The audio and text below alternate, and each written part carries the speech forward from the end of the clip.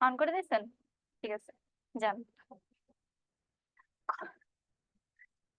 কথা কি শোনা যাচ্ছে কিনা একটু জানাবা।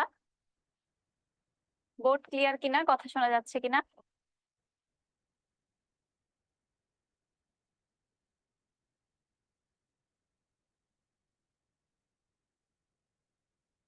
তুমি হচ্ছে একবার চেক করে দেখো, তাহলে আমি শুরু করি।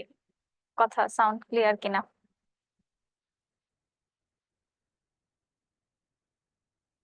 শোনা যাচ্ছে? আচ্ছা, ঠিক আছে। আচ্ছা, আজকে হচ্ছে আমাদের জীবন ও জীবিকা তোমাদের 3 নাম্বার লেকচার। আমরা এখনো প্রথম অধ্যায়ে আছি, আর্থিক ভাবনাতে। তো আমরা এতদিন হচ্ছে এই 2 দিনে ক্লাস করেছি হচ্ছে পারিবারিক আয়, ব্যয়, সঞ্চয়, এই যাবতীয় বিভিন্ন প্রাথমিক আলোচনা ছিল, তাই না? আমরা পরিবারে কিভাবে আয় ব্যয় করব, কিভাবে সঞ্চয় করব। এর মধ্যে ছোট কিন্তু আমাদের একটা টার্ম আসছে যে বিনিয়োগ, সঞ্চয়টা আমরা বিনিয়োগ করতে পারি। তো আজকে আমাদের মূলত আলোচনাটা বিনিয়োগ নিয়ে থাকবে। আমরা হচ্ছে আজকের ক্লাসের টপিক গুলো যদি দেখি, ব্যবসা ক্ষেত্রে ব্যবসা উদ্যোগ ও ঝুঁকির মধ্যে সম্পর্ক, ঝুঁকি আর সুযোগ কি বা ঝুঁকিটা কি, তারপর হচ্ছে বিনিয়োগের ক্ষেত্রে ঝুঁকি কিভাবে বিবেচনা করা যায়, ঝুঁকি ও সুযোগ বিশ্লেষণ করে পারিবারিক বিনিয়োগের সর্বোত্তম ব্যবস্থাপনা, বিনিয়োগকারীদের ঝুঁকি গ্রহণের সক্ষমতা। আমরা মূলত আজকের আলোচনাটা থাকবে মূলত বিনিয়োগ কি, ব্যবসা কি, ব্যবসার ক্ষেত্রে যে ঝুঁকি, এই রিলেটেড বিস্তারিত একটা আলোচনা থাকবে। ক্লাস শুরুর আগে একটু বলে নি, তোমাদের যে ক্লাসগুলো হয়েছে তোমরা হচ্ছে তোমাদের রেসপন্স কাইন্ডলি জানাবা যে তোমরা ক্লাস বুঝছো কিনা, কোনো সমস্যা আছে কিনা। আর তোমরা অবশ্যই এক্সাম গুলো দিবা, তোমাদের কিন্তু হোমওয়ার্ক দেওয়া হয় ডেইলি। তোমরা এক্সাম গুলো দিলে তোমরা দেখবা যে বুঝতে পারবা যে তোমাদের আসলে পড়ার কি অবস্থা, তাই না? জীবন জীবিকা, ইভেন তোমরা এটাও জানাতে পারো এই যে তোমাদের 2-3 মাস স্কুলে ক্লাস হয়েছে, জীবন জীবিকা তোমাদের ক্লাস কেমন হয়েছে, বা এখানে তোমরা বুঝতে পারছো কিনা, বা দুইটার সাথে কেমন মিল আছে, বা পরীক্ষা দিয়ে তোমরা কেমন মার্কস পাবা। সো এই ব্যাপারগুলো নিয়ে তোমরা একটু সিরিয়াস হও ধীরে ধীরে আস্তে আস্তে। আমাদের অলরেডি কিন্তু আমরা 3 নাম্বার লেকচারে চলে আসছি। সো তোমাদের কিন্তু পড়ার টপিকটা অনেক সামনে ধীরে ধীরে বাড়বে। সো তোমরা এক্সাম গুলো দিবা আর অবশ্যই ক্লাসগুলো ভালো করে করবা। আচ্ছা, প্রথমে আজকে আমাদের টপিক কি? ঝুঁকি। তাহলে ঝুঁকির আগে আমি একটু বলে নিই, আমরা যে বলে ব্যবসার ক্ষেত্রে যদি আমরা চিন্তা করি, যে কোনো ধরনের ব্যবসা হতে পারে। তুমি যদি কোনো ব্যবসা করো, তাহলে সেক্ষেত্রে একটা প্রশ্ন চলে আসে, ঝুঁকি, রিস্ক, তাই না? তো এইটা হচ্ছে তোমার মূলত, তোমার যদি কোনো একটা ব্যবসা করো, ব্যবসায় ইনভেস্ট করো, সেক্ষেত্রে তোমার লাভ হতে পারে, ক্ষতিও হতে পারে। আমরা লাভের আশায় অবশ্যই ব্যবসা করি, কিন্তু আমার লাভ হবে এটা কিন্তু ফিক্সড না। তোমার লাভ হতে পারে, ক্ষতি হতে পারে। এছাড়া লাভের একটা পরিমাণ আছে, তাই না? কোনো কোনো ব্যবসায় অনেক বেশি লাভবান হয়, আবার অনেকে হচ্ছে কম লাভবান হয়। বা পরিবেশে বিভিন্ন আনসার্টেন ঘটনা ঘটতে পারে। যেমন আমরা ধরো কিছুদিন আগে মহামারী ফেস করেছি। তো এই কোভিড-19-এ আমরা যে দেখছি যে মোটামুটি কিছু ব্যবসা অনেক বেড়ে গেছে, তাই না? এই যে স্যানিটাইজার বলো, তারপর হচ্ছে তোমার মাস্ক বলো, হ্যান্ড ওয়াশ, এই টাইপের যে জিনিসগুলা, এই ধরনের ব্যবসাটা কিন্তু অনেক বেড়ে গেছে। স্যানিটাইজার হয়তো আগেও একটা পর্যায়ে মানুষ ইউজ করতো, কিন্তু সেই সংখ্যাটা খুব কম ছিল। আবার দেখা গেছে এমন কিছু বিজনেস আছে, বিশেষ করে বাইরের ওই কোভিড এর সময়টাতে খাবারের, বিশেষ করে যে দোকানগুলো বা বাইরে ঘোরাফেরা, যে পার্ক বলো বা এই জায়গাগুলোতে কি ব্যবসাটা খুব লসে চলে গেছে না? তো এটা একটা আনসার্টেন ইস্যু ছিল। তো এই যে যে কোনো একটা, এটা তো গেল হচ্ছে তোমার একটা আনসার্টেন ঘটনা। তো আবার তোমার ব্যবসায় তোমার চাহিদার উপর ডিপেন্ড করেও ব্যবসায় তোমার লাভ ক্ষতি হতে পারে। এই যে তোমার যে ব্যবসায় লাভ ক্ষতির যে বিষয়টা, এটাই মূলত ঝুঁকি। তো একটা খুব স্বাভাবিকভাবে একটা কথা বলা হয় যে ব্যবসা করতে গেলে অবশ্যই ঝুঁকি চলে আসবে, দুইটা দুইটার সাথে কানেক্টেড। তোমার হচ্ছে আমরা কানেক্টেড যদি আমরা তোমাদের বলি, তাহলে কোন জিনিসটা একটা জিনিসের সাথে একদম রিলেটেড বলো তো আমাদের? সেটা হচ্ছে 2 পায়ের জুতা। একটা জুতা তুমি ধরো বাজারে গেলা, 3টে জুতা কিনলা, তোমার পছন্দ হয়েছে, তুমি 3টা জুতা কিনলা, কিন্তু সেটা কি তুমি আদৌ ইউজ করতে পারবা? তোমার অবশ্যই একটা জোড়া জুতা কিনতে হবে। ঠিক সেরকম তোমার ব্যবসা থাকলে ঝুঁকি থাকবে, এরকম ওরা হচ্ছে ইন্টারকানেক্টেড। তাহলে ঝুঁকি বলতে সাধারণত আমরা যদি আবিধানিক অর্থে বলি, তাহলে ঝুঁকি হচ্ছে তোমার আর্থিক ক্ষতি, বিপদ আপদ বা যে কোনো কিছু হারানোর সম্ভাবনাকে ঝুঁকি বলা হয়। তাহলে আমরা বললাম হচ্ছে একটা আনসার্টেন ইস্যু। এখন তোমার এমন হতে পারে, তোমার ধরো গুদামজাত করে কৃষি জাতীয় যে পণ্যগুলো আছে তোমার এগুলার বিজনেস, বা তুমি হচ্ছে সবজির বিজনেস করো, অথবা যেই জিনিসগুলো পচনশীল দ্রব্য, তোমার পেঁয়াজ হতে পারে, তোমার পেঁয়াজের ব্যবসা আছে। তো এই জিনিসগুলো তুমি ধরো একবারে কম দামে পেলা, তুমি অনেক বেশি গুদামজাত করে রাখলা, যে তোমার হচ্ছে সামনে দাম বাড়বে, বা তুমি কম দামে এখন কিনতে পারছো, তুমি বেশি দামে বিক্রি করবা। কিন্তু এক্ষেত্রে তোমার দেখা যাবে এই পচনশীল দ্রব্যের কারণে এটা কিন্তু তোমার একটা সময় পচে যাবে, এতে করে উল্টো তোমার লাভ তো হলো না, বরং ক্ষতি হলো। ঠিক সেরকম আর একটা ধরো তুমি চিন্তা করলা, আমাদের হচ্ছে কোনো একটা কারখানা, আমরা তো এটা জানি না যে কোনো মাল যানবাহনের তোমার হচ্ছে কোনো কারখানার মালামাল যে নদী পথে নেওয়া হয়, মানে বড় বড় যে ফ্যাক্টরির মাল থাকে, বা যে কোনো তোমার পণ্য নদী পথে হচ্ছে ট্রান্সপোর্টের কাজে ব্যবহার করা হয়। তো একজন কারখানার মালিক সে ডিসিশন নিল যে আমি যদি আমার কারখানাটা নদী পথের বা নদীর আশেপাশে করি, তাহলে তার হচ্ছে তোমার তার যে হচ্ছে যানবাহন, মালামাল এসব যাতায়াতের যে খরচটা সেটা কমে আসবে। তুমি ধরো চিন্তা করলা যে তোমার নদীপথ থেকে তোমার কারখানার দূরত্ব ধরো 20 কিলোমিটার, তাহলে সেক্ষেত্রে তোমার কারখানা থেকে নদীপথে আসবে ট্রাকে করে হোক, বা ছোট যে মিনি ট্রাক গুলো আছে সেটাতে করে হোক, সেখানে কিন্তু একটা খরচ আছে। আর তোমার যদি নদীপথের পাশাপাশি হয়, সেক্ষেত্রে কি তোমার ওই 20 কিলোমিটারের যে যানবাহন ভাড়া এটা কিন্তু কমে গেল। তো সে এই চিন্তা করে কি করলো, নদীর পাশে তার হচ্ছে কোম্পানিটা গড়ে তুললো। এখন দেখা গেল ধরো তোমার হঠাৎ করে তোমার নদী ভাঙন দেখা দিল, ঠিক আছে? তো উম, জলোচ্ছ্বাসের কারণে যদি নদী ভাঙন হয়, সেক্ষেত্রে কিন্তু তার কারখানার ক্ষতি হবে, এবং তার যে মালামালের যে যাতায়াতটা সেটাও ক্ষতিগ্রস্ত হবে। And এতে করে এটা যেহেতু হবে, এটা ঠিক হতে অবশ্যই একটা সময় লাগবে, এটা একটা প্রাকৃতিক দুর্যোগ। তো এটা ঠিক হতে তার যে সময় লাগবে, এই সময়ে কি তার ব্যবসাটা বন্ধ হয়ে যাবে? বা তার যে কারখানার শ্রমিক আছে বা সে নিজে, তাদের চলাফেরা, খাওয়া দাওয়া সবকিছুর খরচ আছে না, সবকিছু তো মেনটেন করতে হবে। কিন্তু এতে করে কিন্তু তার হচ্ছে একটা ক্ষতির সে সম্মুখীন হলো। এটা কেন হলো বলতো? এই যে সে যদি একটু ভেবে ডিসিশন নিত যে নদী তো এটা ভাঙন ঘটতে পারে, বা তোমার হচ্ছে ভূমিকম্পের কথা আমরা বলি, হুট করে ভূমিকম্প হতে পারে। তো কোনো একটা ব্যবসা শুরুর আগে তোমাকে এই ঝুঁকিগুলো মাথায় রাখতে হবে। যে ব্যবসাটা করতে গেলে দুইটাই ভাবতে হবে, ব্যাপারটা এমন না তুমি শুধু ক্ষতির কথা চিন্তা করবা। তুমি চিন্তা করবা যে নদীর পাড়ে একটা কারখানা গড়তে গেলে তোমার কি লাগবে, তোমার ওইখানে কতটুক লাভ হবে কতটুক ক্ষতি হবে, এটা তুমি ডিসিশন নিবা, যে কোনটা কত বেশি হচ্ছে সেই অনুযায়ী তুমি তোমার কারখানা স্থাপন করবা, অথবা তুমি কিসের বিজনেস করবা সেটা ডিসাইড করবা। তো এই যে ঝুঁকি নেওয়া বলে, এই ঝুঁকিটা ব্যবসায় কম হতে পারে, বেশি হতে পারে, কিন্তু ঝুঁকি ব্যবসা আছে মানে ঝুঁকি থাকবে, তোমাকে ঝুঁকিটা মাথায় রেখেই ব্যবসা করতে হবে। আচ্ছা, এরপরে আমরা যদি দেখি ঝুঁকি আর অনিশ্চয়তা, অলরেডি অনিশ্চয়তার অল্প কিছু আমরা বলে দিয়েছি। সেটা হচ্ছে ঝুঁকি আর অনিশ্চয়তা দুইটা জিনিস কি সেম? দুইটা দুইটা শুনতে এক, তারা হচ্ছে সম্পর্কযুক্ত, কিন্তু তাদের আসলে একটু ডিফারেন্স আছে। বলা হয় হচ্ছে সব অনিশ্চয়তা ঝুঁকি, কিন্তু সব ঝুঁকি অনিশ্চয়তা হবে না। অর্থাৎ তোমার হচ্ছে খারাপ কোনো যে কোনো একটা ঘটনার আশঙ্কাই হচ্ছে ঝুঁকি, কিন্তু খারাপ কোনো ঘটনার আশঙ্কা কেমন তা যদি জানা না থাকে, সেই অনিশ্চয়তাকে ঝুঁকি বলা যায় না। সহজ কথায় তুমি যদি বলতে চাও, তাহলে ঝুঁকিটা হচ্ছে তোমার পরিমাপ করা যায়, অনিশ্চয়তা পরিমাপ করা যায় না। আমরা যদি এটাকে একটা উদাহরণের সাহায্যে চিন্তা করি, সেটা হচ্ছে কৃষকের ফসলি জমি, তাই না? কৃষকের জমি ধরো, একজন কৃষকের তার হচ্ছে জমি আছে। এখন সে ওই জমিতে কি পরিমাণ ধান বা তার ফসল উৎপাদন করবে, এটা কিন্তু ডিপেন্ড করবে সে কিভাবে জমি চাষ করছে, বা কিভাবে সে যত্ন নিতে পারছে, বা কীটনাশক সে প্রয়োগ করতে পারছে কিনা ঠিক মতো।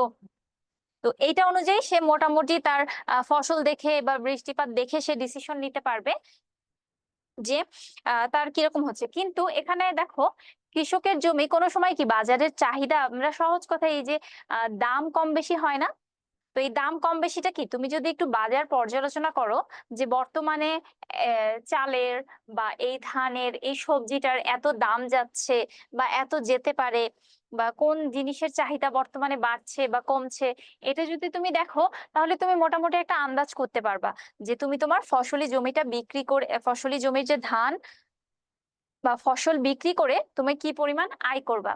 কিন্তু হঠাৎ করে যদি কোনো একটা তোমার ধরো প্রাকৃতিক দুর্যোগ দেখা দিল বা অধিক বৃষ্টিপাত হলো, তো এক্ষেত্রে তোমার জমির যে ক্ষতিটা হবে ফসলের, এটা কিন্তু তুমি নিশ্চিত করে বলতে পারবা না, বা তোমার যে এই ক্ষতিটা হতে পারতো বা এটা হবে কিনা এটা তুমি নিশ্চিতভাবে জানো না। তাহলে যেটা তুমি নিশ্চিতভাবে জানো না, আর ওই মনে করো জলোচ্ছ্বাসে প্রাকৃতিক দুর্যোগে হতে পারে কোনোভাবে তোমার জমিটা বেঁচে গেল, অথবা হতে পারে পুরো জমিই একদম বিলীন হয়ে গেল, অথবা জমির কিছু ফসল ভালো আছে কোনো কিছু, আর বাকি অর্ধেক হয়তো নষ্ট হয়ে গেছে। তো এরকম এই যে অনিশ্চয়তাটা তুমি ডিসাইড করতে পারছো না বা এটা নির্দিষ্ট কোনো পরিমাপ ঠিক করতে পারছো না, এটা হচ্ছে অনিশ্চয়তা। আর যেটা তুমি পরিমাপ করতে পারছো যে তুমি মোটামুটি তোমার হচ্ছে যেই সময়ে তুমি ধান বিক্রি করো তুমি দেখলা যে তোমার জমিতে হচ্ছে 30 মণ ধান হলো, তাহলে তুমি বুঝতে পারবে যে 30 মণ ধান বিক্রি করে তোমার এতটুকু লাভ হতে পারে। আর কোনো কারণে যদি তোমার কোনো সমস্যা হয়, তুমি হয়তো 5 মণ কম বেশি হতে পারে বা খুব ক্ষুদ্র যেটা হবে। তো এই ঝুঁকিটা কি তুমি পরিমাপ করতে পারো, এবং তুমি যদি পরিমাপ করতে পারো বা বুঝতে পারো যে এই জিনিসটা কেন হচ্ছে, যে কেন তোমার 5 মণ ধান, তুমি আরো ভালোভাবে কি করলে তোমার 5 মণ ধান বেশি উৎপাদন হতে পারে, অথবা কি কারণে তোমার 5 মণ ধানটা কম হচ্ছে, এটা যদি তুমি বুঝতে পারো তাহলে ঝুঁকির পরিমাণটা কি কমিয়ে আনা সম্ভব। তুমি যদি একটা ব্যবসা করো, তুমি ধরো মার্কেট স্ট্র্যাটেজি যদি আমি বলি, তুমি ধরো কোনো একটা এলাকায়, যেই এলাকায় ধরো ঠিক মতো মুদি দোকানও নাই, ঠিক আছে, চাল ডাল মানে খুব বেশি ভালো তাদের ওইরকম খুব হয়তো নিম্ন একটা এলাকা, সেই এলাকায় যেহেতু যদি তুমি বার্গার পিৎজা এসবের দোকান দাও, তাহলে কিন্তু তোমার খুব বেশি লাভ হবে না। তাহলে তোমার এখানে বলতে হবে যে বিনিয়োগ যিনি করেছেন প্রতিষ্ঠানের যে মালিক, সে না বুঝে একটা জায়গায় ইনভেস্ট করলো, তার হয়তো টাকা আছে সে ইনভেস্ট করে ফেললো, কিন্তু যেইখানের মানুষজনের স্বাভাবিক পণ্যগুলোই তারা কিনতে পারছে না, তারা ওই জিনিসগুলো কিভাবে কিনবে। আর তুমি যদি কোন ধরো এমন একটা এলাকায় তুমি হচ্ছে এই দোকানটা দিলা যেখানে এটার চাহিদা অনেক বেশি, মানুষজন প্রতিনিয়ত খায়, এখন আমরা যে ফুড কোর্ট গুলা বলি, তাই না, ছোট ছোট ছোট ছোট যেই দোকানগুলো থাকে, তাহলে এইটা দেখে তুমি যদি কোনো একটা ব্যবসায় ইনভেস্ট করো, তুমি এটাতে মোটামুটি একটা ধারণা করতে পারবা যে তোমার কেমন লাভ আসবে। তো এই যে কম বেশি লাভটা, এটা হচ্ছে ঝুঁকি। তুমি ওইটা অনুযায়ী ধরো প্রথমে তোমার দোকানে 3 রকমের আইটেম ছিল, শুধু হচ্ছে তোমার বার্গার পিৎজা আর পাস্তা ছিল।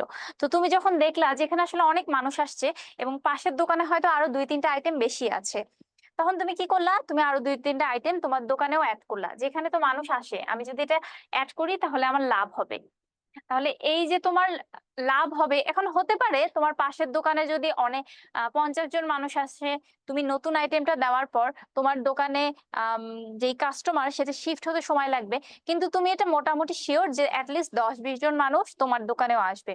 তাহলে এই যে ঝুঁকির পরিমাপটা তুমি করতে পারছো ব্যবসা ক্ষেত্রে, এই ঝুঁকির পরিমাপ করে তোমাকে ডিসিশন নিতে হবে।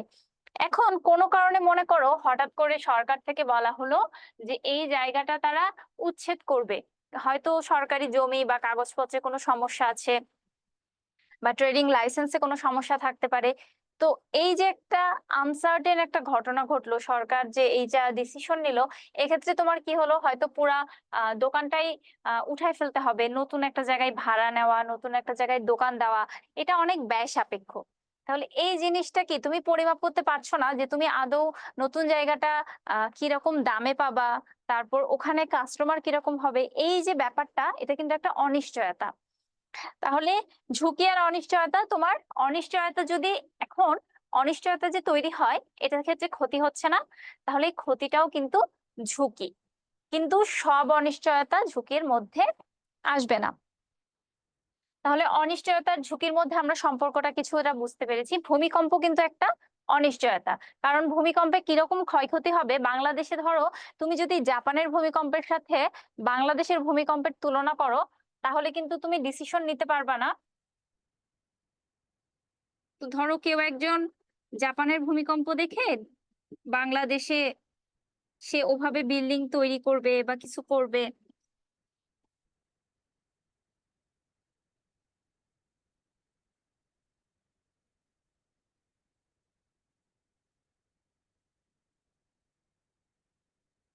সেক্ষেত্রে ভূমিকম্পের ফলে যে ক্ষয়ক্ষতি হবে সেটা অনিশ্চিত, তুমি জানো না। হতে পারে একটা এলাকার পুরো যত বিল্ডিং আছে সবকিছু ভেঙে যেতে পারে, হতে পারে যে খুব সামান্য ক্ষয়ক্ষতি হয়েছে। কিন্তু ভূমিকম্প রোধে তুমি জানো যে পরিবেশে এটা একটা কি, প্রাকৃতিক একটা দুর্যোগ। তো এটা পরিবেশে যে কোনো সময় ঘটতে পারে, আমরা আগাম কোনো খবর পাই না। তাহলে সেইটার প্রোটেকশন হিসেবে তুমি কি করবা? অবশ্যই তুমি তোমার বিল্ডিং বা তোমার প্রাতিষ্ঠানিক যে প্রতিষ্ঠান থাকবে বা তোমার যে ব্যবসার ক্ষেত্রে প্রতিষ্ঠান থাকবে, স্কুল থাকবে, কলেজ থাকবে, এগুলো তুমি অবশ্যই সেভাবে বানাবা যাতে ভূমিকম্পে একটা মোটামুটি লেভেল পর্যন্ত তোমাকে প্রোটেক্ট করতে পারে। তাহলে ভূমিকম্প হতে পারে, এটার জন্য যে ঝুঁকিটা কম বেশি হয়, এটা কি তোমার নিজের হাতে না।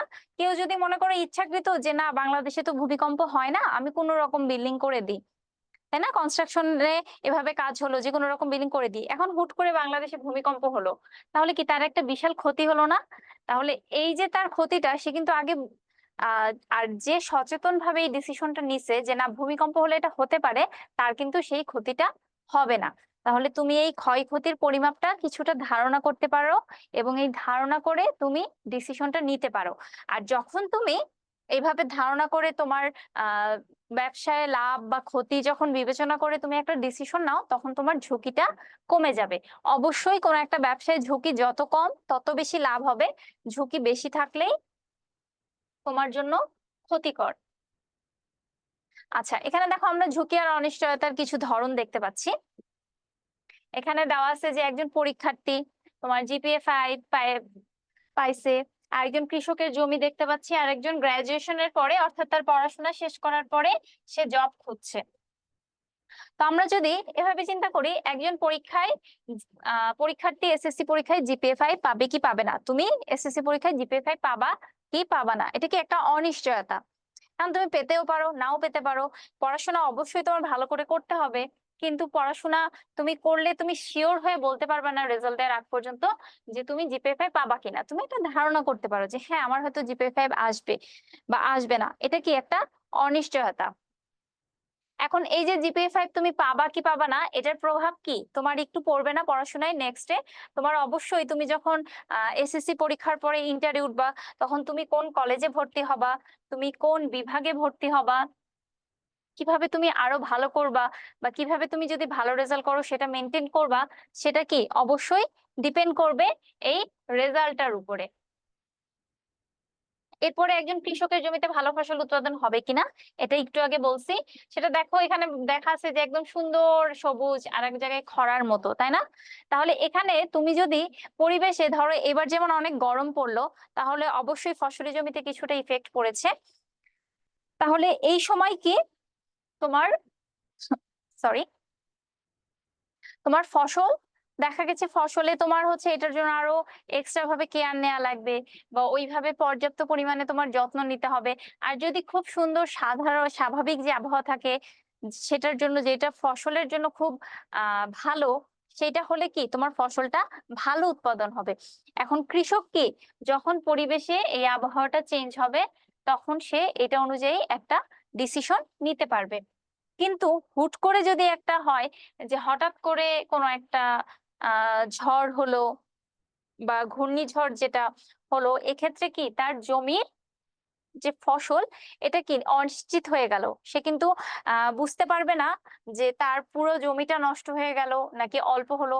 এবং এইটার ফলে কি তার পরবর্তীতে তার পরিবারের ইফেক্ট পড়বে না, তার যদি জমিতে ভালোভাবে ফসল উৎপাদন না হয়, সে যদি ভালোভাবে বিক্রি করতে না পারে, তাহলে কি তার পরিবারে আয় হবে না। তাহলে এটা যদি সে বুঝে ডিসিশন নিতে পারতো, তাহলে তার এটা হতো না। সে যদি পরিবেশের আবহাওয়া কিছুটা দেখে তার ফসলের আরো যত্ন নিত বা ওভাবে যত্ন টেক কেয়ার করতো, তাহলে তার ফসলে জমিতে ক্ষতির পরিমাণ কিছুটা কমানো সম্ভব। আচ্ছা, এরপরে দেখো গ্রাজুয়েশনের পরে, তো এই যে পড়াশোনা শেষ করে সবাই চাকরি বাকরি খোঁজে, তাই না? আমাদের সরকারি জব, বেসরকারি জব, বিসিএস আমরা সবাই নাম শুনেছি। তো সবাই কি এই ধরনের একটা চাকরির খোঁজে থাকে। এখন তোমার এখানে তুমি দেখো তুমি যখন তোমার পড়াশোনা শেষ করো তখন তুমি ওই লেভেলে যে অবশ্যই তোমার উপর পরিবারের কিছুটা দায়িত্বও চলে আসে। এই তুমি তখন চাকরি পাবা কি পাবা না, চাকরি পাওয়ার জন্য তুমি কি করবা, এটা কিন্তু একটা অনিশ্চয়তা থেকে যায়। এখন এই অনিশ্চয়তা থেকে তোমার ঝুঁকিটা কি তৈরি হয়, তুমি যদি তোমার পরিবারের এমন হয় যে তোমার বাবা হচ্ছে হয়তো অক্ষম বা সে রিটায়ার্ড করেছে, বা তোমার পরিবারে ওভাবে অর্থ উপার্জন করার মতো কেউ নেই, তাহলে অবশ্যই তোমার পরিবারে আয় ব্যয়ের ক্ষেত্রে এটা অনেক প্রভাব ফেলবে তুমি যদি দ্রুত ভালো চাকরি না পাও। আর তোমার যদি এমন হয় যে না, পরিবারে তোমার উপার্জনের আরো অন্যান্য সদস্য আছে, তারা ভালো উপার্জন করছে, তুমি তোমার চাকরিটা তুমি হয়তো তোমার নিজের জন্য চাকরি করতে চাচ্ছ বা পড়াশোনা শেষ করেছো একটা চাকরি খুঁজছো, তো সেক্ষেত্রে তোমার কি, তোমার এক্ষেত্রে বলা যায় যে ঝুঁকির পরিমাণটা কিছুটা কম, তাই না? কারণ তোমার ব্যাকআপ দেওয়ার মতো অপশন আছে। তাহলে এই যে আমরা ঝুঁকি আর অনিশ্চয়তার তিনটা ধরন দেখলাম, এরকম আরো অনেক অনেক উদাহরণ আছে। তোমরা তোমাদের একটা হোমওয়ার্ক থাকবে, সেটা হচ্ছে এরকম আরো 2-3 ধরনের ক্ষেত্র তোমরা খুঁজে বের করবা। ক্ষেত্র খুঁজে বের করে এই যে তোমার ঝুঁকি আর অনিশ্চয়তার ওই ক্ষেত্রটার নাম লিখবা, লিখে হচ্ছে ওখানে ব্যাখ্যা করবা যে ওইটার ক্ষেত্রে ঝুঁকি কোনটা আর অনিশ্চয়তা কোনটা, আর ঝুঁকিটা তোমার কিভাবে কমানো যায়।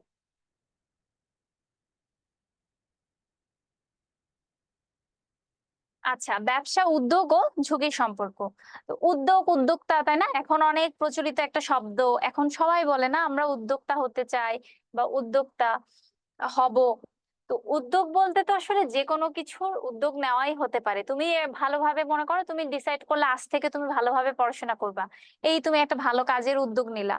বা তুমি তোমার এলাকায় হচ্ছে গাছ রোপণ করলা কয়েকটা ফ্রেন্ড মিলে, এটাও তোমার একটা ভালো কাজের উদ্যোগ হতে পারে।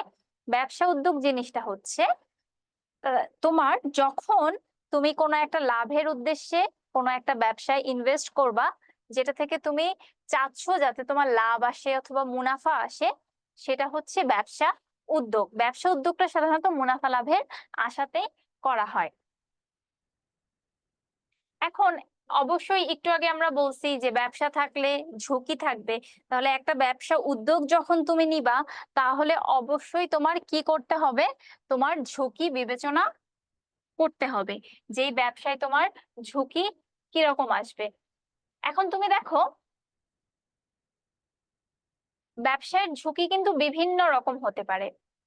ব্যবসায়ের ঝুঁকিটা কি শুধু এটা যে আমার লাভ ক্ষতি হচ্ছে কিনা?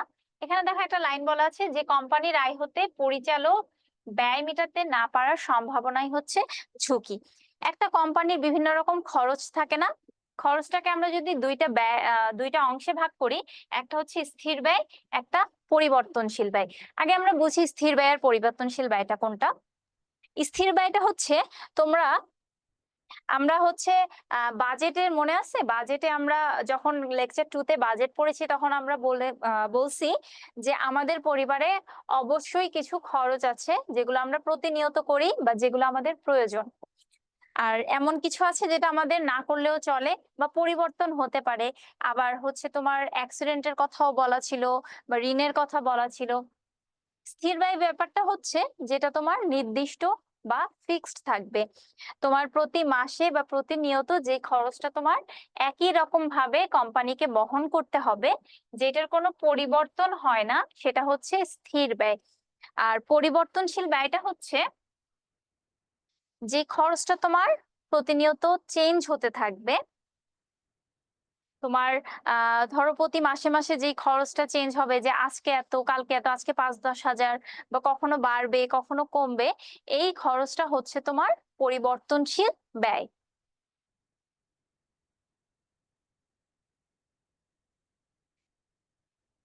হুম। তাহলে এখন একটা কোম্পানিতে যে খরচগুলো স্থিরভাবে করতে হবে, তাহলে তুমি চিন্তা করো তোমার কোম্পানিতে ধরো এখানে দেওয়া আছে কি অফিস ভাড়া, বীমা খরচ, সুদ প্রদান, তাহলে এই খরচগুলো কি তোমার কোম্পানিতে মাস্ট করতে হবে। তাহলে তোমার কোম্পানিতে তো এই খরচগুলো করার জন্য সেই পরিমাণ আয় থাকতে হবে। তোমার কোম্পানিতে যদি সেই পরিমাণ আয় না থাকে, তাহলে তুমি এই ব্যয়গুলো কি মেটাতে পারবা না, এইটাও কিন্তু একটা ব্যবসায়িক ঝুঁকি। তাহলে তোমার অবশ্যই মাথায় রাখতে হবে প্রথমে যে আমার এই খরচগুলো ফিক্সড, আমার এই খরচগুলো দিতে হবে, অফিস ভাড়া দিতে হবে তোমার, অবশ্যই তোমার কোম্পানিতে যারা চাকরি করবে তাদের যে বীমা করা থাকবে সেই বীমা খরচ থাকবে, কোম্পানির যদি ঋণ থাকে, এমন হতে পারে অনেকেই হচ্ছে ধার নিয়ে হচ্ছে তোমার কোম্পানিতে ব্যবসা শুরু করে, তাহলে তার ক্ষেত্রে কি এই জিনিসটা খরচটা হচ্ছে ফিক্সড।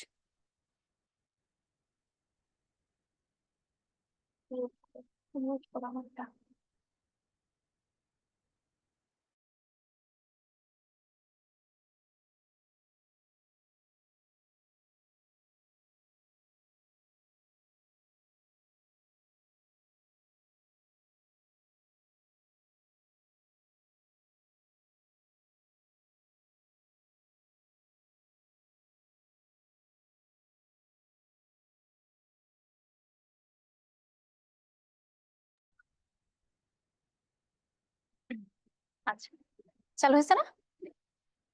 আচ্ছা, তাহলে এই পরিবর্তনশীল ব্যয়টা হচ্ছে তোমার এই যে ধরো শ্রমিকদের বেতন, কাঁচামাল, ইউটিলিটি বিল। এখন শ্রমিকদের বেতন, ধরো প্রথমে তুমি যখন নতুন নতুন কোম্পানি শুরু করবা, তখন তোমার হতে পারে যে 10-15 জন তোমার কোম্পানিতে তুমি নিয়োগ দিলা, সেক্ষেত্রে তোমার বেতনটা একরকম থাকবে। আস্তে আস্তে ধীরে ধীরে যখন তোমার কোম্পানিটা বড় হবে, তুমি বেশি বেশি লোক নিয়োগ করবা, তাহলে সেক্ষেত্রে তোমার কি শ্রমিকদের বেতনটা বাড়বে না। বা এমন হতে পারে যে একটা সময় পরে যে শ্রমিক রিটায়ার করতে পারে বা চাকরি ছেড়ে দিতে পারে, তাহলে এই খরচটা কি পরিবর্তনশীল। ইউটিলিটি বিলের মধ্যে আমরা কি জানি, বিদ্যুৎ, গ্যাস, পানি সবকিছু বিল আসবে। তো এই এই বিলটাও কি পরিবর্তনশীল, এটা এক এক মাসে এক এক রকম আসতে পারে। আর কাঁচামাল ক্রয়টা হচ্ছে এটা বাজারের উপর ডিপেন্ড করে, র ম্যাটেরিয়াল যেটা তোমার কোম্পানিটা, যে যেই জিনিসের কোম্পানি হোক না কেন, তুমি অন্য কোনো জায়গা থেকে ধরো কাঁচামাল কিনে আনো। তো কাঁচামাল কিনে আনতে গেলে বাজারে ধরো বর্তমানে একরকম দাম চলছে, তোমার আগে মাসে হচ্ছে 10,000 টাকার কাঁচামাল তুমি কিনতা, এখন বর্তমানে দ্রব্যমূল্য বৃদ্ধি পাওয়ার কারণে এখন তোমার প্রতি মাসে 18,000 টাকার কাঁচামাল কিনতে হয়। আগে 15,000 টাকার কিনতা, আর এখন কেন হচ্ছে 18,000 টাকা। তাহলে কি তোমার এই যে 2-3 হাজার টাকা বেড়ে গেল না, বা এখন ধরো 20,000 টাকা, তাহলে এই যে 5,000 টাকা তোমার বেড়ে গেল, এটা কোম্পানিতে পরিবর্তনশীল না।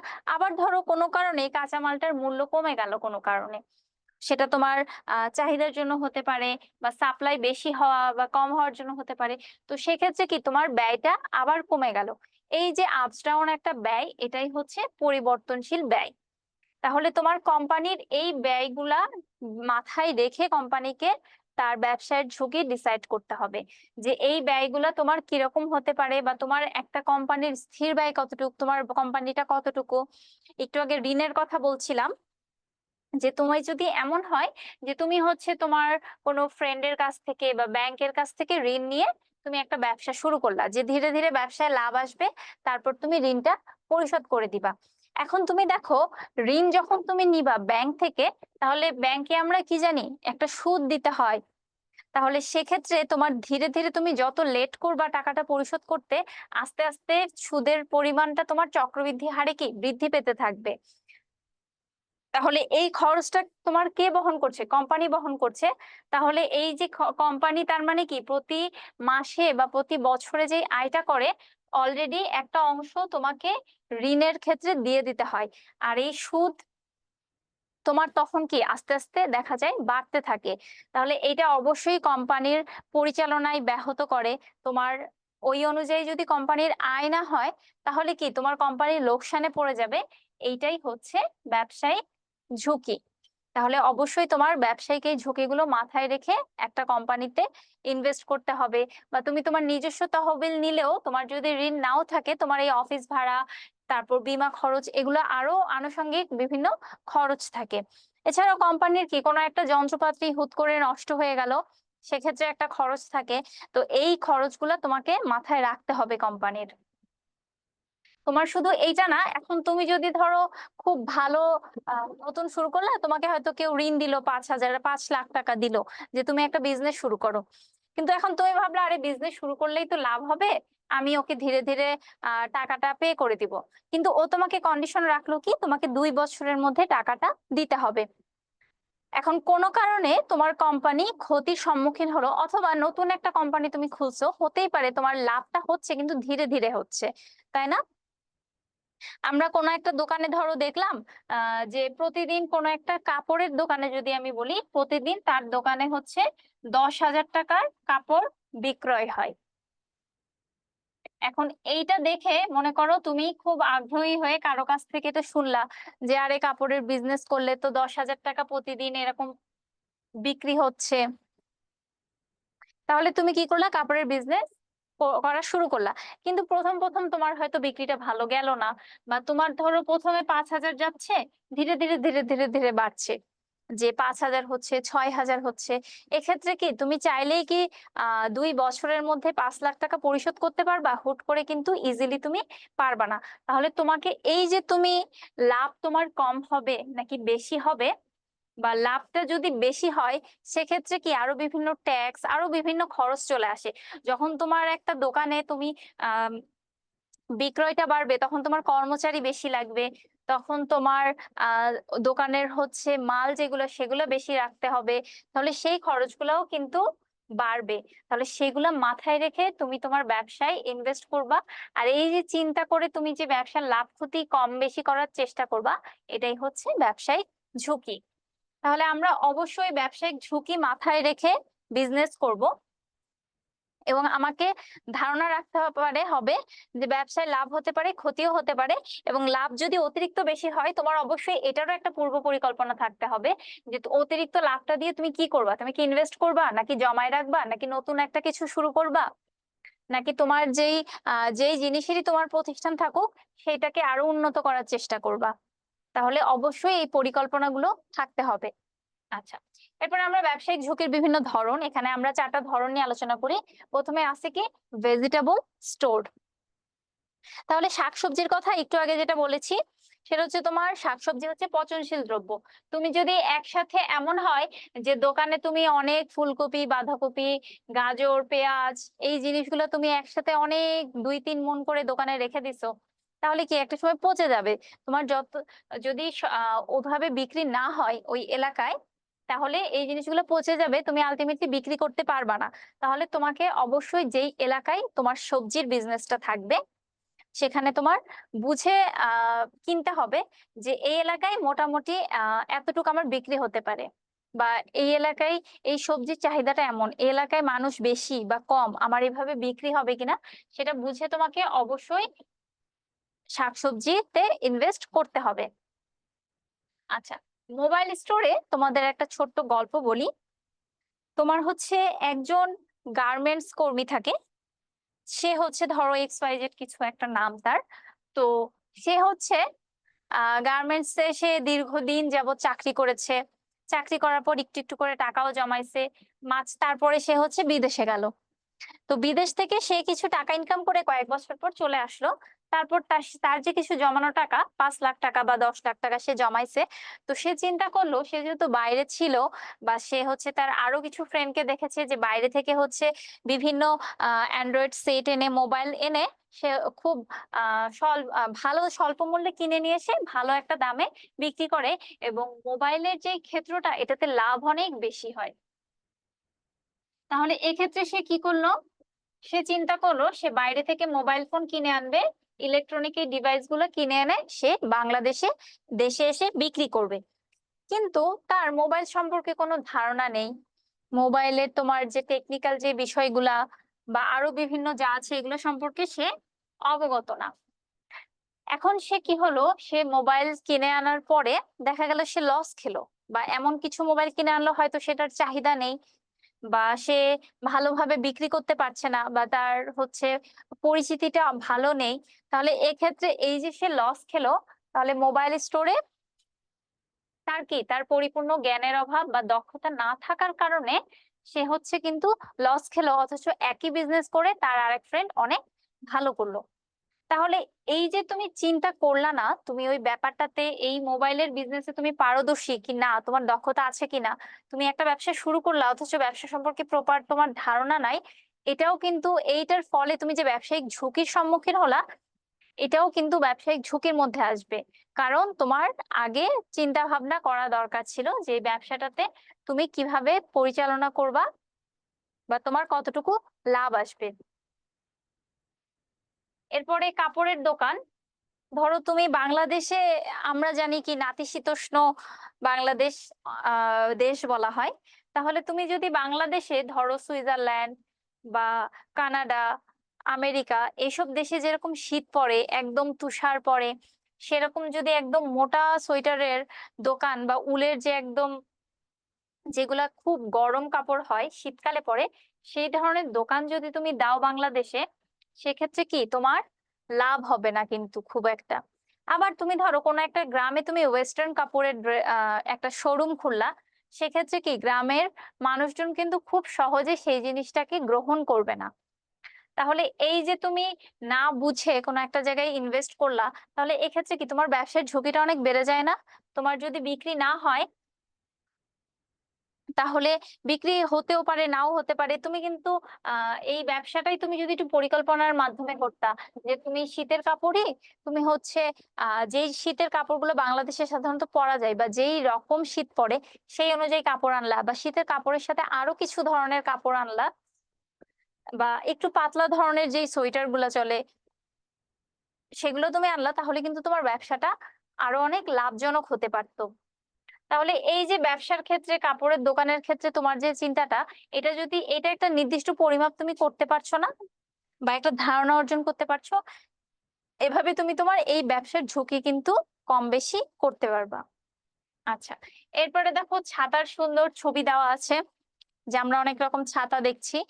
এখন ধরো কোন একটা কোম্পানির মালিক, তার হচ্ছে ছাতার কোম্পানি আছে, তো সে দেখলো হচ্ছে হঠাৎ দেশে হচ্ছে প্রচুর বৃষ্টি হচ্ছে, তো সে কি করলো, অনেক বেশি ছাতা উৎপাদন করা শুরু করলো এবং তার যত শোরুম আছে সেসব জায়গায় সে ছাতা পাঠিয়ে দিল, যে ছাতা বিক্রি হবে এখন বেশি, কারণ এই বছর বৃষ্টি অনেক বেশি হয়েছে, বৃষ্টিপাতের পরিমাণ অনেক বেশি। এখন কোনো কারণে পরের বছর বৃষ্টিপাতটা কম হলো, বা এটা তো একটা আনসার্টেন জিনিস, তাই না? বৃষ্টি কম হবে নাকি বেশি হবে, এটা কিন্তু নিশ্চিত করে বলা সম্ভব না। তাহলে বৃষ্টি যদি কোনো কারণে পরের বছর কম হয়, তাহলে কিন্তু তোমার ছাতাটা বিক্রি হবে না, বা ছাতা বিক্রির পরিমাণটা কমে যাবে। তোমার যদি এমন হয় যে খুব বেশি বৃষ্টিপাতে যদি 100 জন মানুষ ছাতা কেনে, অবশ্যই যখন বৃষ্টি কম হবে তখন অবশ্যই এই সংখ্যাটা 60 বা 50-এ চলে আসবে। সবাই কিন্তু প্রতিনিয়ত ছাতা ইউজ করে না। তাহলে এই ক্ষেত্রে কি এই কোম্পানির মালিক একটা বিশাল রকমের ক্ষতির সম্মুখীন হলো না? কারণ কি, সে তার এই ব্যবসায়িক ঝুঁকিটা চিন্তা করে নাই। সে শুধু চিন্তা করছে যে বৃষ্টি হচ্ছে, আমি ছাতার দোকান দিব, ছাতা অনেক বিক্রি হবে। কিন্তু এটা না করে সে যদি দোকানে বিভিন্ন ধরনের তোমার আহ ছোট খাটো স্টেশনারির মতো করতো, যে সে হচ্ছে ছাতার পাশাপাশি আরো বিভিন্ন কিছু রাখতো তার দোকানে, হতে পারে তোমার বোতল, বা তোমার হচ্ছে কাঠের জিনিস বা কাপড়ের জিনিস, ছোটখাটো টুকটাক স্টেশনারি যে জিনিসগুলো হয় এই টাইপের, বা দরকারি ঘরের জিনিসগুলো, এগুলো যদি সে রাখতো, তাহলে কিন্তু তার দোকানে হুট করে তোমার হচ্ছে লস হতো না, কারণ মানুষ অন্যান্য জিনিস কিনতেও আসতে যেত। ব্যাপারটা তখন এমন হয়ে যায় যে বৃষ্টি হচ্ছে না, এখন আমি ছাতার দোকানেই যাব না। কিন্তু তোমার দোকানে যদি ছাতা ছাড়াও আরো অন্যান্য বিভিন্ন জিনিস থাকে, তাহলে তুমি কি করবা, ইজিলি মানুষকে অ্যাট্রাক্ট করতে পারবা।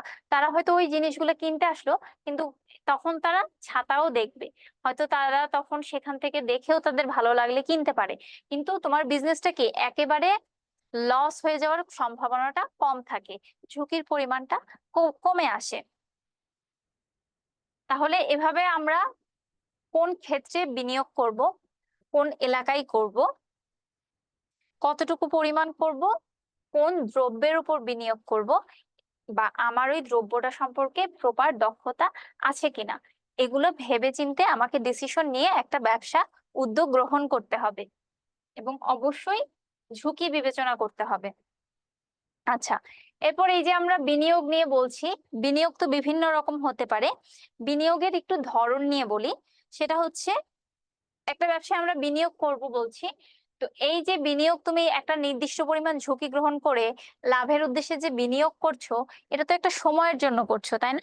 আবার তোমার টাকার অ্যামাউন্টের উপরও তোমার সময়টা ডিপেন্ড করে অনেক সময়। তাহলে এই যে বিনিয়োগটা, এই বিনিয়োগের তিনটা ধরন হতে পারে।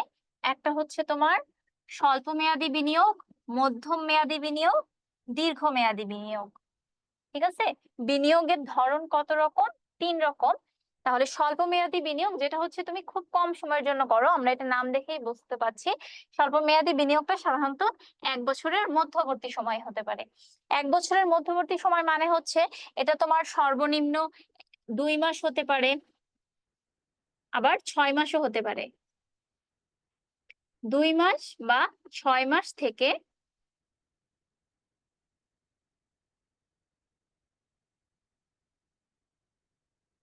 1 বছরের মধ্যে তুমি যে বিজনেস ইনভেস্ট করো, যে তোমার হচ্ছে তুমি কোনো একটা জায়গায় এমন করলা যে ছোটখাটো তুমি একটা বিজনেস খুলতে চাও, ধরো চায়ের দোকান খুলতে পারো, অথবা খুব ছোট্ট ক্ষুদ্র পরিসরে তুমি অল্প টাকা ইনভেস্ট করে ফুলের দোকান দিতে পারো, অথবা খাবার জিনিসের দোকান দিতে পারো। কিন্তু পরিকল্পনাটা তোমার যে না, আমি 6 মাস ব্যবসা করে দেখি, 6 মাসে আমি হচ্ছে 1 লাখ টাকা ইনভেস্ট করে আমি দেখবো আগে আমার কেমন লাভ বা ক্ষতি আসছে। তাহলে এটা হচ্ছে স্বল্প মেয়াদী বিনিয়োগ।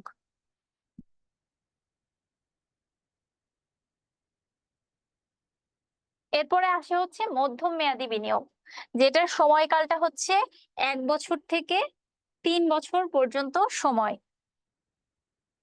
যেই ব্যবসায় তুমি সাধারণত একটু বেশি সময়, স্বল্প মেয়াদী থেকে বেশি সময় নিয়ে যেই ব্যবসায় তুমি হচ্ছে বিনিয়োগ করো, সেটাকে বলা হয় মধ্যমেয়াদী বিনিয়োগ। সেটা 1 থেকে 3 বছর পর্যন্ত হতে পারে। তাহলে এই বিনিয়োগগুলা তুমি যখন করবা, এক্ষেত্রে তোমার হতে পারে তুমি একটা কোনো প্রতিষ্ঠান দিয়ে প্রথমে দেখতে চাও যে আমি প্রথম 2-1 বছর দেখি আমি এই ব্যবসাটা কিভাবে করব বা কেমন হচ্ছে। সেক্ষেত্রে তুমি মধ্যমেয়াদী বিনিয়োগ করতে পারো, অথবা তোমার হয়তো টাকা পরিমাণে কম আছে, তুমি হয়তো হুট করে এখন বড় একটা চাইলেই তুমি একটা কোম্পানি দিয়ে দিতে পারবা না। তাহলে সেক্ষেত্রে কি তুমি মধ্যমেয়াদী বিনিয়োগ করবা। মধ্যমেয়াদী বিনিয়োগটা সাধারণত কোন বিনিয়োগকে বলা হয়, যেটার সময়কাল 1 থেকে 3 বছর। এরপরে দীর্ঘমেয়াদী বিনিয়োগ হচ্ছে 3 বছরের বেশি। অর্থাৎ এরপরে তোমার যে কোনো কিছু হতে পারে, এটা তোমার 10 বছর হতে পারে, অথবা আজীবনের জন্য হতে পারে। এটা হচ্ছে দীর্ঘমেয়াদী বিনিয়োগ। সাধারণত এই তিনটা বিনিয়োগের ক্ষেত্রে বলা হয় যে দীর্ঘমেয়াদী বিনিয়োগে ঝুঁকিটা কম থাকে। দীর্ঘমেয়াদী বিনিয়োগে ঝুঁকি কম থাকে, আর ঝুঁকি সবচেয়ে বেশি থাকে স্বল্প মেয়াদী বিনিয়োগে।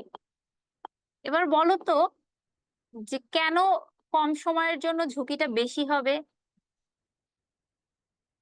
আর মধ্যমেয়াদী বিনিয়োগে তোমার ঝুঁকিটা মোটামুটি মাঝামাঝি একটা পর্যায়ে থাকে। এখন তুমি চিন্তা করো, কোনো একটা ব্যবসা তুমি ইনভেস্ট করলা, এটা ভেবে যে তুমি 1 বছরের জন্য করলা এবং অল্প টাকা করলা। তাহলে কি তুমি 1 বছরের জন্য যদি কোনো একটা ব্যবসা করো, তাহলে তোমার মাথায় থাকবে না তুমি যে টাকাটা ইনভেস্ট করলা, তুমি যদি 1 লাখ টাকা ইনভেস্ট করো, তোমার মাথায় থাকবে যে আমাকে 1 বছরের মধ্যে এই 1 লাখ টাকার লাভ আনতে হবে। এই 1 লাখ টাকা লাভ তোমার 1 বছরের মধ্যে আনতে হবে। তাহলে কি এটা কি তুমি শিওর দিয়ে বলতে পারবা যে তুমি এই 1 লাখ টাকা 1 বছরের মধ্যে উঠাতে পারবা কিনা?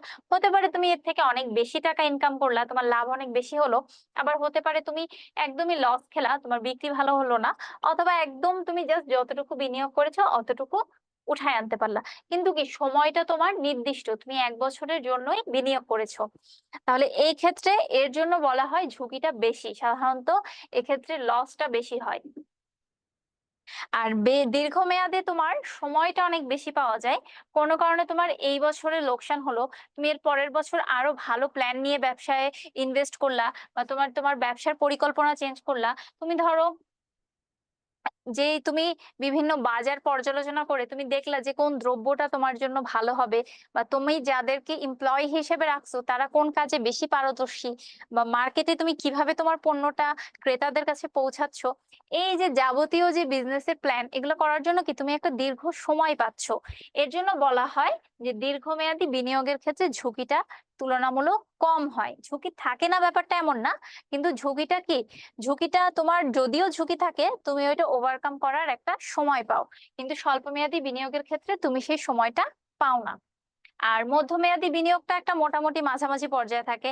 তুমি হয়তো যারা হচ্ছে মোটামুটি তাদের যে একদম লাভ করতেই হবে এমন না, অথবা তাদের একদম এই সম্পদ ছাড়া চলবে না এমন না, এরকম বিজনেস করে যে তাদের মোটামুটি একটা মান্থলি ইনকাম আসলে তারা চলছে, বা ঝুঁকিটা মোটামুটি মাথায় রাখে যে ঝুঁকির পরিমাণটা কিছুটা কম হবে, এটা থেকে কিছুটা কম হবে, এটা থেকে বেশি হবে। ঠিক আছে, এই ধরনের তখন মধ্যম মেয়াদী বিনিয়োগ করা হয়। আচ্ছা, এরপরে দেখো বিনিয়োগের ঝুঁকি বিবেচনা। বিনিয়োগের ঝুঁকিটা সাধারণত কিভাবে বিবেচনা করা হয়?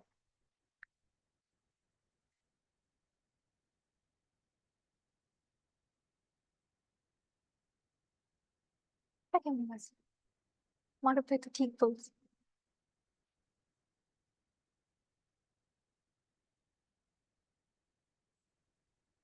লেখা বোঝা যায়? একটু হালকা হয়ে গেছে এটা। আচ্ছা, তাহলে বিনিয়োগের ঝুঁকি বিবেচনা বলতে তোমার বিনিয়োগকারীরা সাধারণত কেমন হয়, এক একজনের মন মানসিকতা কেমন হয়। তুমি ধরো কিছু বিনিয়োগকারী, এখানে দেখো কি বলা আছে, যে এমন আছে যাদের অর্থ সম্পদকে কাঙ্ক্ষিত পরিমাণে বৃদ্ধি করতে বদ্ধপরিকর। এমন কিছু মানুষ থাকে, ধরো তাদের কাছে টাকা জমানো আছে অথবা তাদের কিছু সম্পদ আছে, সেগুলো বিক্রি করে তারা ব্যবসা করতে চায় এবং তারা ব্যবসা করতে খুব আগ্রহী, তাদের ব্যবসা করতেই হবে।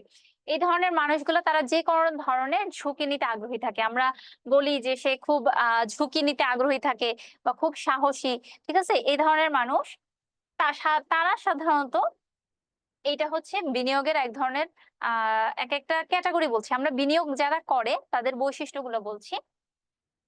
যেমন ধরো ব্যবসার ক্ষেত্রে ঝুঁকি থাকে, কিন্তু ব্যবসায় তো এমনও পর্যায়ে থাকে, তাই না? তুমি যদি হচ্ছে চাকরি করো, তুমি কিন্তু মাস শেষে একটা নির্দিষ্ট টাকা পাও। তাহলে সাধারণত বলা হয় কি, যারা হচ্ছে রিস্ক নিতে পারে তারা সাধারণত ব্যবসা করে। তো যারা অধিক রিস্ক নিতে পারে এমন একটা ক্যাটাগরি আছে। আবার এমন ধরনেরও কিছু বিনিয়োগকারী আছে যারা হচ্ছে তোমার মোটামুটি একটা লাভের আশায় করে, অর্থাৎ তার অনেক লাভ করতে হবে সেই ব্যবসা থেকে, দীর্ঘ পরিকল্পনা যে সে বাড়ি গাড়ি করে ফেলবে ব্যাপারটা এমন না। তার উদ্দেশ্য থাকে যে সে একটা ছোটখাটো বিজনেস করবে, সে এখান থেকে তোমার মোটামুটি তার পরিবারের আয়, পরিবারে যে ব্যয়টা হয় সেটা সে আয় করতে পারলেই হলো, অথবা তার অনেক বেশি লাভের প্রয়োজন নেই, সে মোটামুটি তার পরিবারটা সচ্ছলভাবে চললেই সে খুশি। আর মোটামুটি খুব ছোট এই ধরনের ক্ষেত্রে দেখা যায় সে ঝুঁকির পরিমাণটা সে কম নিতে আগ্রহী থাকে, সে হুট করে যে কোনো বড় বিজনেসে ইনভেস্ট করে না। এই ধরনের এক রকমের বিনিয়োগকারী থাকে। আর এক দল থাকে হচ্ছে যে যারা একেবারেই বিনিয়োগ, যারা হচ্ছে ঝুঁকি গ্রহণ করতে চায় না। এমন মানুষ কারা? তোমার হচ্ছে ধরো সঞ্চিত তোমার অর্থ আছে, তোমার হচ্ছে তুমি ঝুঁকি নিতে চাও না, তুমি চাও তোমার কাছে যদি 5,000 টাকা থাকে, তুমি হয় 5,000 টাকা দিয়ে লাভ করবা অথবা 5,000 টাকা তোমার কাছেই থাকবে, তুমি কোনো পরিমাণ ঝুঁকি বা ক্ষতির সম্মুখীন হতে চাও না। এই ধরনের মানুষ কি করবে, তাদের ঝুঁকি গ্রহণের ইচ্ছা বা সামর্থ্য প্রায় শূন্য থাকে। তাহলে এই ধরনের মানুষ কোথায় বিনিয়োগ করবে বলো তো? এই ধরনের মানুষ বিনিয়োগ করতে পারে তোমার ব্যাংকের মেয়াদি আমানত যেটা বলে, বা সঞ্চয়পত্র কেনা যেটা বলে, অথবা ব্যাংকে টাকা জমা রাখতে পারে সে, বা বন্ড ডিবেঞ্চার যেগুলা। তোমার এই ব্যাংকে যখন তুমি সঞ্চয়পত্র কেনো বা মেয়াদি আমানত নাও, এক্ষেত্রে তোমার ব্যাংক তোমাকে মাসে মাসে একটা নির্দিষ্ট পরিমাণ টাকা দেয়। পরিমাণটা হয়তো কম হয়, কিন্তু নির্দিষ্ট পরিমাণ টাকাটা ব্যাংক তোমাকে ফিক্সড দেয়, এটা কম বেশি হয় না। তাহলে এই যে তুমি একটা তোমার টাকার বিনিময়ে যে একটা ফিক্সড অ্যামাউন্ট মাসে মাসে পাচ্ছ, এক্ষেত্রে কি তুমি জানো এটা তুমি পাবা, এক্ষেত্রে তোমার কোনো ঝুঁকি বহন করতে হচ্ছে না। তাহলে ব্যাংকের, এই যে তুমি ব্যাংকে যারা হচ্ছে ঝুঁকি বেশি নিতে চায় না তারা ব্যাংকে এরকম টাকা রাখে, যারা হচ্ছে বেশি ঝুঁকি নিতে চায় তারা হচ্ছে ব্যবসা করে। তাহলে এটা হচ্ছে বিনিয়োগকারীর তিনটা ক্যাটাগরি। এবার এই যে তুমি ঝুঁকি আর সুযোগ আমরা বিশ্লেষণ করলাম, এখানে যে আমরা শুধু ঝুঁকি বিশ্লেষণ করছি তা না, কোন ব্যবসায় তোমার লাভ হতে পারে এই ব্যাপারগুলো আমরা আলোচনা করেছি। এভাবে তুমি তোমার পরিবারের জন্য সবচেয়ে বিনিয়োগের জন্য পারফেক্ট কোনটা সেটা তুমি ডিসাইড করবা। তোমাদের একটা দৃশ্যপট দেওয়া আছে, যে রহমান সাহেব বলে একজন আছেন, তিনি হচ্ছে তার ভাই হচ্ছে তার জন্য 2 লাখ টাকা পাঠাইছে বিদেশ থেকে। তো সে হচ্ছে খুব কনফিউজ যে সেই টাকাটা কিভাবে ইনভেস্ট করবে বা কোথায় ইনভেস্ট করবে। সে তার বিভিন্ন ফ্রেন্ডের কাছ থেকে কি পরামর্শ নিতে থাকলো। তো একেকজন তাকে একেক রকমের সাজেশন দিছে। কেউ তাকে বলছে হচ্ছে যে অন্যের ব্যবসায় ইনভেস্ট করতে বলছে। যে তোমার কোনো একটা ফ্রেন্ড ধরো বিজনেস করছে, সে তোমাকে বলল তুই আমার কাছ থেকে শেয়ার কিনে নে, আমি তোকে হচ্ছে দিচ্ছি এত%, এটার বিনিময় তুই কর। অথবা নিজ উদ্যোগে ব্যবসা,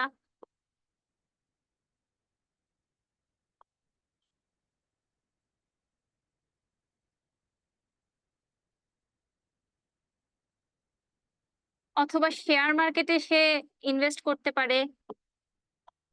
শেয়ার মার্কেটের নাম আমরা শুনছি কম বেশি সবাই। অথবা সে কি করতে পারে, কোনো একটা কৃষি জাতীয় পণ্য কিনতে পারে। সে হচ্ছে কৃষি জাতীয় বিভিন্ন পণ্য, সেগুলো কিনে সে গুদামজাত করলো, গুদামজাত করে সে ধীরে ধীরে বিক্রি করবে। অথবা সবার লাস্টে যেটা আসবে, সঞ্চয়পত্র। এটা কি তার বিভিন্ন ফ্রেন্ডরা তাকে পরামর্শ দিছে। এখন সে কি করলো, সে কনফিউজ যে কি করবে। সে তখন সে কি করলো, তার একটা ব্যাংকার বন্ধুর কাছে গেল যে এই যে আমাকে এই ক্ষেত্রগুলো দেখাইছে কোনটাতে কি রকম হবে। তখন সে কি বলল যে দেখ, তুই যদি অন্য কারো ব্যবসা ইনভেস্ট করিস, তখন তাকে ওই ব্যবসার ঝুঁকি তোকে নিতে হবে বা ক্ষতি তোকে বহন করতে হবে। মানে হচ্ছে, ধরো তোমার একটা ফ্রেন্ড বিজনেস করে, সে তার বিজনেসে যতটুকু লাভবান হবে, তুমি যদি তার কাছে সেই ব্যবসায় ইনভেস্ট করো, সে যতটুকু লাভবান হবে, তুমি যেমন লাভবান হবা, ঠিক তেমন তার যদি ব্যবসায় ক্ষতি হয় বা লোকসান হয়, সেই ক্ষতির লোকসান ও দায়ভার কিন্তু তোমার বহন করতে হবে। কারণ তুমি তার ব্যবসার তখন একটা অংশীদার হয়ে গেলা। ব্যাপারটা এমন না যে তুমি আলাদা করে ইনভেস্ট করতে হয়েছে বলে তুমি শুধু লাভটুকু নিচ্ছ। আবার তুমি যদি নিজ উদ্যোগে ব্যবসা করো, তাহলে তোমার এখানে অনেক বিষয় ব্যবসা চিন্তা করতে হবে। যে তোমার ঠিক মতো তুমি শ্রম দেওয়ার মতো মানুষ আছে কিনা, তুমি কতটুকু শ্রম দিতে পারবা, সময় দিতে পারবা, তোমার কাছে পরিপূর্ণ ওই ব্যবসাটা সম্পর্কে ধারণা আছে কিনা, তোমার কাছে টাকা আছে কিনা। এবং নিজ উদ্যোগে যখন তুমি ব্যবসা দিবা, তখন তোমার ঝুঁকির পরিমাণটাও অনেক বেশি থাকবে, আবার লাভের পরিমাণটাও বেশি থাকবে। তুমি নিজে লাভ বা ক্ষতি দুইটাই বহন তোমার নিজেকে করতে হবে। আর তুমি যদি শেয়ার মার্কেটে ব্যবসা ইনভেস্ট করো, শেয়ার মার্কেটে অবশ্যই শেয়ার মার্কেট সম্পর্কে একটা ধারণা থাকতে হবে। যে শেয়ার মার্কেটে কি শেয়ারের মূল্য কম বেশি হয়, আমরা এটা সবসময় শুনেছি বা নিউজে দেখেছি। তাহলে শেয়ার মার্কেটের কিন্তু অনেকগুলো ধাপ থাকে বা ধরন থাকে। এখন শেয়ার মার্কেটের কোন ক্ষেত্রে তুমি ব্যবসায় করবা বা কোন ক্ষেত্রে লাভ হচ্ছে বা ক্ষতি হচ্ছে, এগুলো তোমাকে নজরে রেখে, ধারণা রেখে, সেই অনুযায়ী শেয়ার মার্কেটে তোমাকে ইনভেস্ট করতে হবে। তুমি যদি শেয়ার মার্কেট সম্পর্কে পরিপূর্ণ জানো, তাহলেই শেয়ার মার্কেটে ইনভেস্ট করবা। আচ্ছা, এরপর কৃষি জাতীয় পণ্য। এখানে তার ফ্রেন্ড একটা সমস্যা দেখায় যে কৃষি জাতীয় পণ্য সাধারণত পচনশীল হয়, তুই একবারে অনেক বেশি কিনে রাখতে পারবি না, অনেক বেশি যদি কিনে রাখিস পচে যেতে পারে। আচ্ছা, এরপর সঞ্চয়, যেটার ক্ষেত্রে তোমার ঝুঁকি একদম থাকবে না। তুমি ব্যাংক থেকে সঞ্চয়পত্র কিনলা, ব্যাংকে টাকা রাখলা, মাস শেষে একটা নির্দিষ্ট পরিমাণ অ্যামাউন্ট তোমাকে তারা দিয়ে দেবে। কিন্তু এই ক্ষেত্রে তোমার লাভের পরিমাণটা কম হবে। নিজ উদ্যোগে তুমি যদি ব্যবসা করো, এখানে যেমন ঝুঁকি আছে, লাভ হলে কিন্তু লাভটা আনলিমিটেড, তাই না? তোমার যদি ব্যবসায় আস্তে আস্তে লাভ হয়, তুমি ব্যবসাটাকে আরো উন্নত করার চেষ্টা করবা, সেক্ষেত্রে তোমার লাভটাও বেশি আসবে। কিন্তু সঞ্চয়পত্রে কিন্তু তোমার যেই টাকাটা দেয় মাসে মাসে, সেটা ফিক্সড থাকবে। আচ্ছা, তাহলে এই অনুযায়ী তুমি কোনটার ক্ষেত্রে তুমি নিজে পারদর্শী, সেই অনুযায়ী তোমার পরিবারের জন্য একটা ডিসিশন নিবা। এরপরে দেখো, বলছে এই যে ঝুঁকি গ্রহণ, আমরা বিনিয়োগে ঝুঁকি করছি, বিনিয়োগে বিনিয়োগ করছি, এটার ক্ষেত্রে ঝুঁকি আছে। তো এই ঝুঁকি গ্রহণ, একটু আগে আমরা বিনিয়োগকারীর বিভিন্ন বৈশিষ্ট্য দেখছি না, সেটার সাথে এটা রিলেটেড একটা টপিক। সেটা হচ্ছে এই ঝুঁকি গ্রহণের ক্ষমতা তোমার কতটুকু আছে। প্রত্যেকটা মানুষের যেমন এক একজনের মেন্টালিটি এক এক রকম, ঠিক সেরকম ঝুঁকি গ্রহণের সক্ষমতাও কিন্তু ডিফারেন্ট হবে। তুমি হয়তো যেভাবে তুমি ঝুঁকি নিতে পারো, হয়তো অনেক মানুষ এমন আছে যে তার অনেক বড় লোকসান হয়ে গেল, কিন্তু সে হচ্ছে মানসিক ভাবে খুব কাম, বা স্টেবল থেকে সে ধীরে ধীরে ডিসিশন নিয়ে আস্তে আস্তে তার বিজনেসটাকে আবার শুরু করলো। আবার অনেকে আছে একদম ভেঙে পড়েছে, সে হয়তো আর নতুন করে বিজনেস শুরুই করতে পারলো না। তাহলে এগুলা কি, এই বিভিন্ন বিনিয়োগকারীর সক্ষমতা আছে, এগুলোর ডিসিশন নিয়ে তোমাকে বিজনেসে ইনভেস্ট করতে হবে। এখন কোনো ব্যক্তি যদি তার সম্পদ বৃদ্ধির আকাঙ্ক্ষা, অর্থাৎ তার যদি উদ্দেশ্য থাকে যে তার উদ্দেশ্য হচ্ছে যে কোনো ভাবে তাকে সম্পদ বৃদ্ধি করতে হবে, তার অনেক বাড়ি গাড়ি করতে হবে, এটার জন্য সে যে কোনো ধরনের ঝুঁকি নিতে আগ্রহী, তাহলে সে কি এমন ভাবে বিজনেসে ইনভেস্ট করবে যাতে 1 বছরের মধ্যে ইনভেস্ট করে তার দ্বিগুণ টাকা লাভ করে। তার উদ্দেশ্য এটা, কিন্তু এক্ষেত্রে কি ঝুঁকিটা অনেক বেশি থাকবে। তাহলে এই ঝুঁকিটা তাকে মাথায় রেখে বিজনেসে ইনভেস্ট করতে হবে। কেন? কারণ তার উদ্দেশ্য হচ্ছে সে তার সম্পদের পরিমাণ বৃদ্ধি করতে চায়। তাহলে এক্ষেত্রে সে ঝুঁকির পরিমাণ, ওই রিস্কটা নিয়ে সে ব্যবসায় ইনভেস্ট করবে। কিন্তু এটার ক্ষেত্রে এমনও হতে পারে তার লাভ না হয়ে ক্ষতিও হতে পারে, কিন্তু তারপরেও সে ইনভেস্ট করবে। কেন? কারণ তার উদ্দেশ্য ওইটা, সে রিস্ক নিতে রাজি আছে, কিন্তু একেবারে সে পিছনে চলে আসতে চায় না, সে ইনভেস্ট করতে চায়। এরপরে দেখো সম্পদের উপর নির্ভরশীলতা। এমন কিছু মানুষ থাকে, ধরো পরিবারের যে আয় করতেন তিনি রিটায়ার্ড করলেন, অথবা তোমার পরিবারে হয়তো গ্রামে কিছু জমি আছে, বা তোমার জমানো কিছু সঞ্চয়পত্র আছে, বা টাকা আছে, যেটা তোমার শেষ সম্বল। এই টাকাটা তুমি যদি কোথাও ইনভেস্ট করে ফেলো, এটা থেকে যদি তোমার লাভ না আসে, তাহলে তোমার পরিবার হয়তো ভালোভাবে চলতে পারবে না। হতে পারে তোমার পরিবারে ওভাবে উপার্জন করার কেউ নাই, অথবা যারা আছে তাদের এতটুক দিয়েই করতে হবে, তাদের ওই ক্ষমতাটা নাই। তাহলে এক্ষেত্রে অবশ্যই তোমার খুব বুঝে শুনে ইনভেস্ট করতে হবে। কারণ কি, এক্ষেত্রে তোমার যদি লস হয়, তোমার পরিবারের ক্ষতি হবে, হয়তো না খেয়ে থাকতে হতে পারে। তাহলে এই ক্ষেত্রে তোমাকে পরামর্শ হচ্ছে কি, যে তিনি হচ্ছে সঞ্চয়পত্র কিনতে পারে অথবা ব্যাংকে টাকা রাখতে পারে। তাহলে এক্ষেত্রে কি, তার হয়তো সে মাসে মাসে কম টাকা পাবে, কিন্তু তার যে ঝুঁকিটা থাকবে, অনেক রিস্ক থাকবে, এটা আর থাকবে না।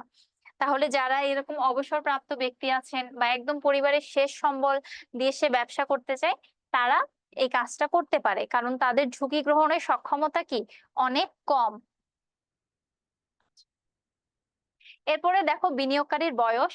এখানে আমরা বিভিন্ন বয়সের দেখছি, যে 25 থেকে 35, 35 থেকে 44, তাই না? এরপরে হচ্ছে 45 থেকে 56, একদম বৃদ্ধ বয়স্ক।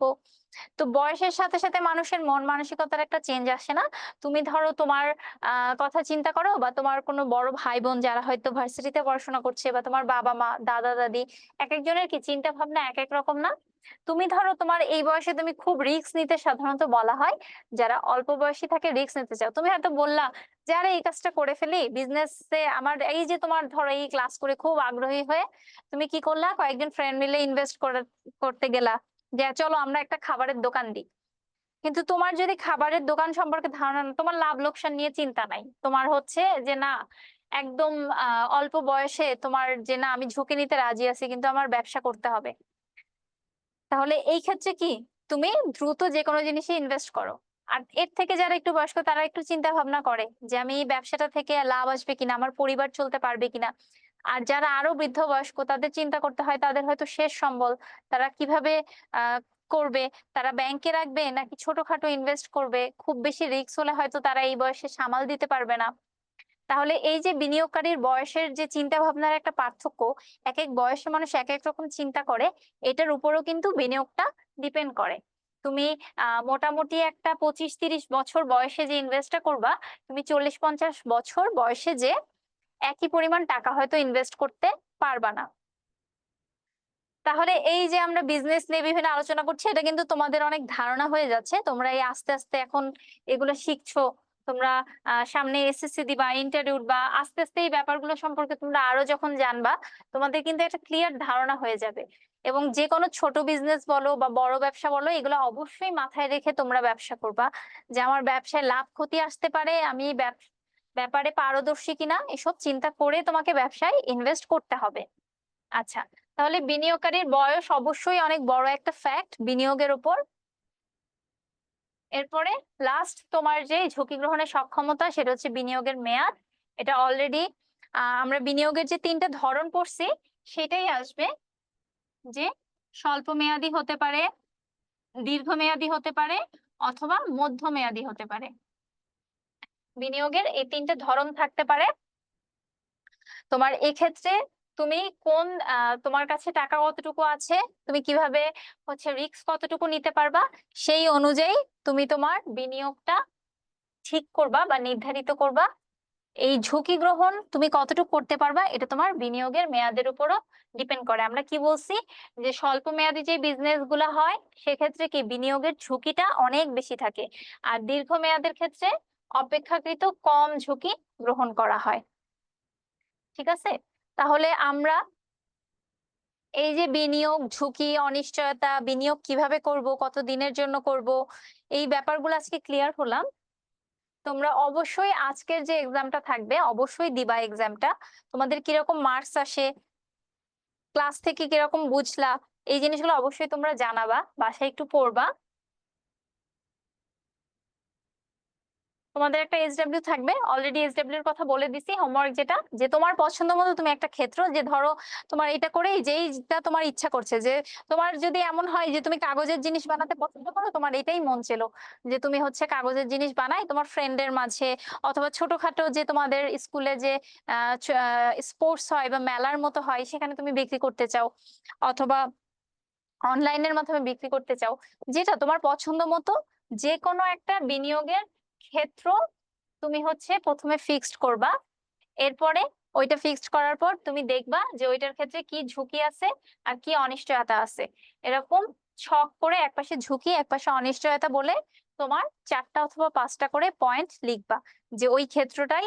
এবং তুমি আরেকটা কি লিখবা, সেটা হচ্ছে লাভ হলে কি রকম হবে বা লাভ হওয়ার সম্ভাবনা কতটুকু, সেটাও তুমি উল্লেখ করে দিবা। ঠিক আছে, এটা তোমাদের এসডব্লিউ থাকবে। তোমরা অবশ্যই এসডব্লিউ করবা এবং এক্সাম দিবা, প্রতিটা সাবজেক্টেরই তোমরা এক্সাম দিবা। এক্সাম গুলো দিলেই দেখবা তোমরা আস্তে আস্তে ক্লিয়ার হয়ে যাচ্ছ, যে এই যে ক্লাস করছো তোমার পড়াশোনার কি অবস্থা, তুমি পারছো কিনা, বা কোনো কারণে ভুল করলে প্রয়োজনে ওই আমাদের সলভ দেওয়া থাকে, ব্যাখ্যাগুলো তুমি বারবার করে পড়ে আবার দরকার হলে এক্সাম দিবা। ঠিক আছে, তো আজকের ক্লাসটা এতটুকুই, নেক্সট বুধবারে আবার দেখা হবে। তো সেই পর্যন্ত ভালো থাকো, বাই বাই।